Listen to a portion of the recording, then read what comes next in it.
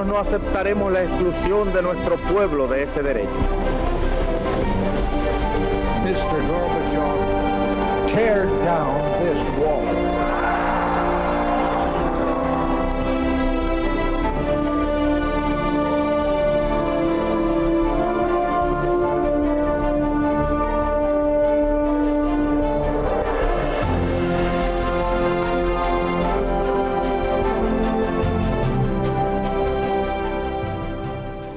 Buenas noches, señoras, caballeros. Mañana se cumplen 100 años del nacimiento de uno de los escritores más queridos por nuestro público, como demuestran los libros que edita Homo Leyes, Rafael García Serrano. 100 años. Un autor, un gran autor de la literatura española del siglo XX, pero maldito. ¿Y maldito por qué? Maldito porque era falangista. Es interesante porque la Falange ha cubierto 40 años de la historia de España de una forma determinante, pero es más interesante aún si tenemos en cuenta que Rafael García Serrano fue falangista de primera hora, cuando la Falange debía mucho más a Ortega y Gasset que al fascismo. ¿Qué fue la Falange? ¿Por qué nació la Falange? Vamos a hablar de eso hoy y lo vamos a hacer precisamente con un hijo de Rafael García Serrano, nuestro compañero Eduardo García Serrano. Un pequeño vídeo para poner en contexto el asunto y empezamos. El 29 de octubre de 1933 se fundaba en el Teatro de la Comedia en Madrid Falange Española, el partido de José Antonio Primo de Rivera, que terminaría jugando un papel determinante en nuestra historia. Falange nacía de la mano de José Antonio, hijo del dictador Miguel Primo de Rivera, el aviador Julio Ruiz de Alda, héroe del Plus Ultra, y el diputado republicano Alfonso García Valdecasas, discípulo de Ortega, miembro de la agrupación del Servicio de la República y cofundador en 1932 del Frente Español, que pretendía ser una materialización política del pensamiento orteguiano. Falange terminó siendo, a su modo, esa cristalización, un movimiento de carácter nacionalista con fuertes tintes tradicionales y al mismo tiempo una acusada influencia de Ortega. Falange enlazó pronto con otros movimientos que también buscaban una renovación profunda de la vida española desde perspectivas ajenas al marxismo y muy lejos de la derecha monárquica o confesional.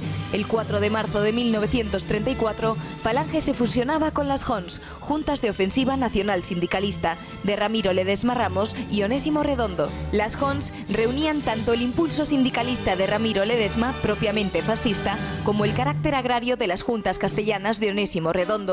La Falange y las JONS tenían en común una sintonía genérica con los movimientos nacional-revolucionarios de la Europa de aquel tiempo, pero sobre todo se veían a sí mismas como una alternativa moderna a la derecha española de la Segunda República.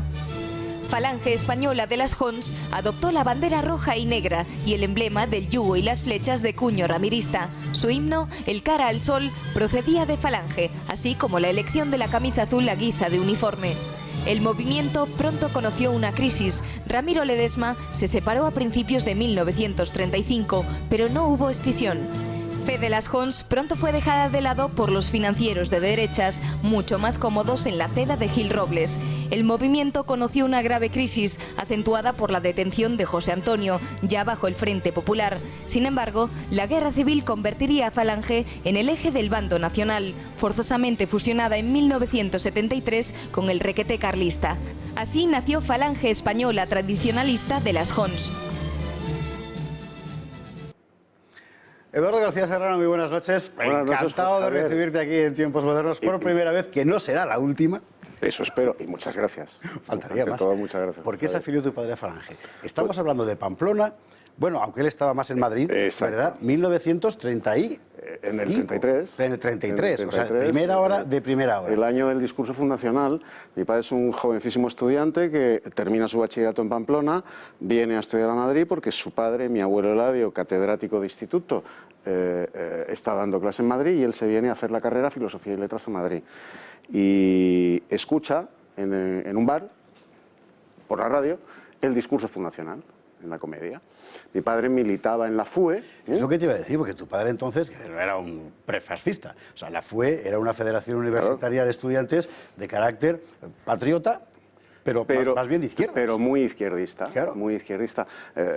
Nosotros conservamos en casa el carnet de mi padre de la FUE, que cuando él se afilia a Falange, le expulsan y ponen expulsado por fascista. Ah, mira, está bien en la eso. FUE. Entonces mi padre escucha con sus ansias de revolución, sus ansias de que el pueblo español alcance unas condiciones prósperas y dignas de vida a los trabajadores españoles, sus ansias de que España recupere lo mejor de su historia para proyectarlo hacia el futuro.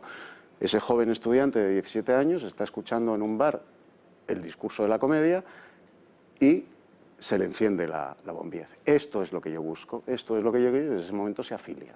Contra lo que ha contado la historiografía posterior, aquella Falange inicial no es, ¿cómo decir?, un movimiento que nace con la intención de imitar a los fascismos europeos, porque ya hay uno ahí que es el de Albiñana, que es el partido nacionalista aquel español, que ya existía. Es en realidad otra cosa, y la mayor, García Valdecasas, por ejemplo, claro, es gente fundamentalmente orteguiana, ¿no? Sí, sí, de la tendencia orteguiana republicana, por supuesto que sí. Mi padre era republicano, mi padre adoraba, tenía pasión por la historia de España, exactamente igual que tú.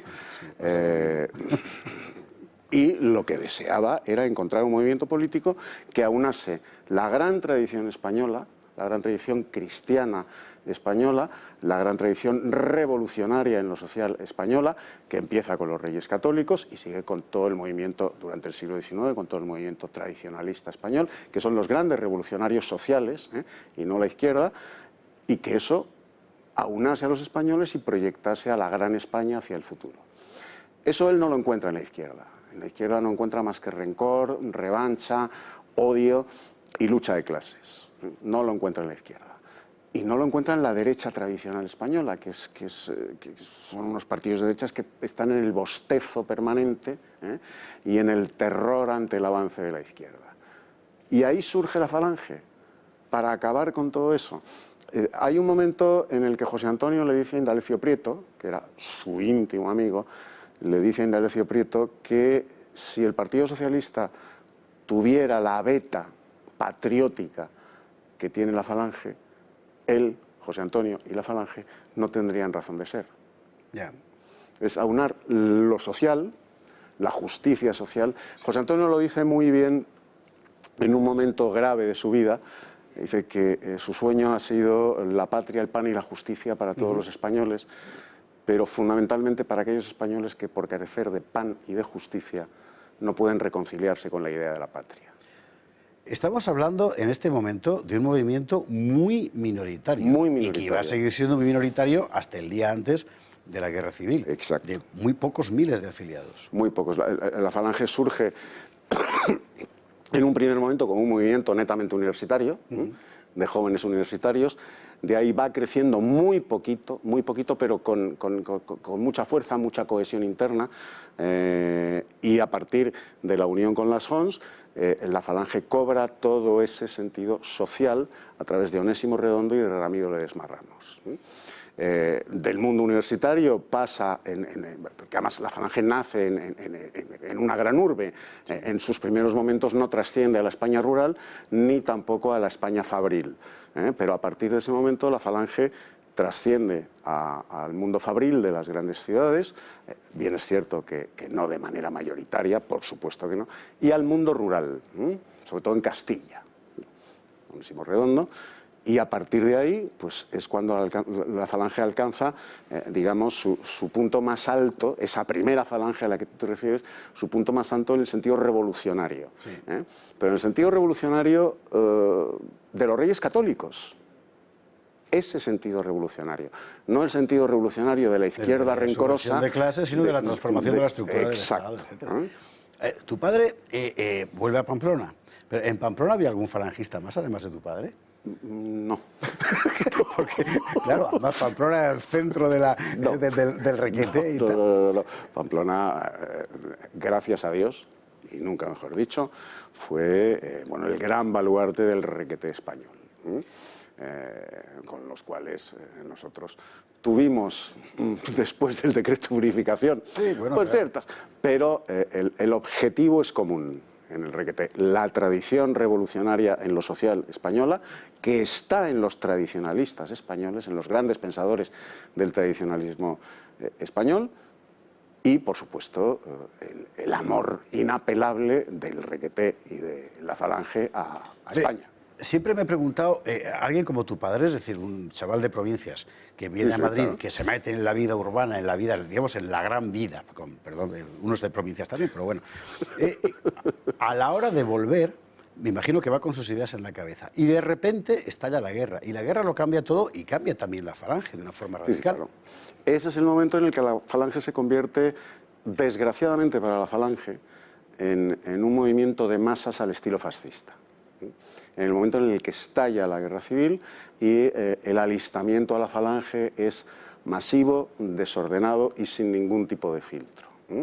El alistarse a la falange era garantía de, y sobre todo una vez que llega la victoria militar y de su mano la paz, ya fue el desideratum en ese sentido. Ahí es cuando la falange empieza, desgraciadamente, a perder su sentido original. Ojo, dando durante aquellos años las condiciones de dignidad laboral a los trabajadores españoles que no consiguieron, por supuesto, con la República. Que no consiguieron con la República. Esto es importante subrayarlo, pero de eso hablaremos otro día, porque es verdad que es muy importante. Es decir, la cara de España cambia en 20 años desde el punto de vista social, precisamente por la huella de falange, aunque ya no fuera aquella falange inicial a la que tu padre se afilió. Pero tu propio padre experimentaría esa transformación en sí mismo, porque una guerra no pasa en balde por encima de uno. Y tu padre combatió, fue herido, perdió un pulmón, en fin, que la cosa... Hay un elemento de maduración en la historia de la humanidad que es la guerra. La guerra hace que un chico de 17 años, un alférez de 19 años, que es lo que fue mi padre hasta que murió, ese alférez de infantería, de la gloriosa infantería española, alférez falangista, eso es lo que él fue siempre. O sea, los años fueron pasando por él, los años maduraron su bellísima prosa, la mejoraron, le dieron solera, maduraron su persona, pero él fue siempre ese alférez de 19 años. Es interesante, efectivamente, la guerra es nuestra madre, como dice Junger, porque es verdad que por encima de ideologías y de cualquier otra cosa, esa experiencia vital. Vamos a recordar algunos nombres fundamentales de la obra de Rafael García Serrano, aprovechando este centenario que evidentemente no pasa todos los días. La fiel infantería, La gran esperanza, el diccionario de un Macuto, que es algo, en fin, una obra completamente fenomenal. Solo ese libro le tendría que haber valido un sillón en la academia. Efectivamente. Y que jamás tuvo... Que jamás tuvo por ser falangista. Por ser falangista. Simple y sencillamente. Camilo José Cela así se lo dijo. Fíjate. No eres académico, Rafael, porque sigues siendo falangista. No lo fue bajo el régimen de Franco, por cierto, y mucho menos... Bajo el régimen de Franco, que le censura, le prohíbe y le secuestra la fiel infantería, que fue Premio Nacional de Literatura en el 43, en confrontación con la familia de Pascual Duarte, y durante 16 años tiene secuestrada la novela por su inmenso amor al enemigo, por el inmenso amor al enemigo que muestra en la novela. Eduardo García Serrano, muchísimas gracias. La verdad es que esto es para empezar a contar y no parar, porque es una historia realmente formidable. Hablaremos, claro, fueron 40 años de la historia de España, vamos a hablar más, por supuesto que sí, de la falange, de lo que significó para la historia de España. Pensemos en la sección femenina, por ejemplo. Fue determinante para 2 generaciones. Hoy se trataba fundamentalmente de, aprovechando el centenario de Rafael García Serrano, hablar de él y del origen. Y en próximos días, más. Muchísimas gracias por estar ahí.